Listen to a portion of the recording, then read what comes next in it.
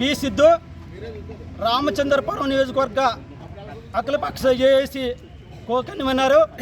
రామచంద్రపురం నియోజకవర్గాన్ని కాకినాడ జిల్లాలో విలీనం చేయాలని ఈరోజు సహకరించిన అందరికి కూడా మా ధన్యవాదాలు తెలుపుతున్నాం. ఎందువల్లంటే మేము అడగకుండానే మరి రాష్ట్ర వ్యాప్తంగా జిల్లాలో నియోజకవర్గాలకు సంబంధించి పునరుజ్జీవన సబ్ కమిటీ అనేది ప్రభుత్వం వేసింది. ఆ సబ్ కమిటీ కూడా మేము వెళ్ళి వినతిపత్రం సమర్పించడం జరిగింది. కూటమి ప్రభుత్వం ఒకటి కోరుతున్నాం, మీరు ఎలాగో ఉపసంఘాన్ని వేశారు, ఈ ఉపసంఘం ద్వారా రామచంద్రపురం నియోజకవర్గాన్ని కాకినాడలో జిల్లాలో కలపాలని మేము డిమాండ్ చేస్తున్నాం. ఎందువల్లంటే రేపు జనవరిలో స్థానిక సంస్థలు ఎన్నికలు వస్తున్నాయి.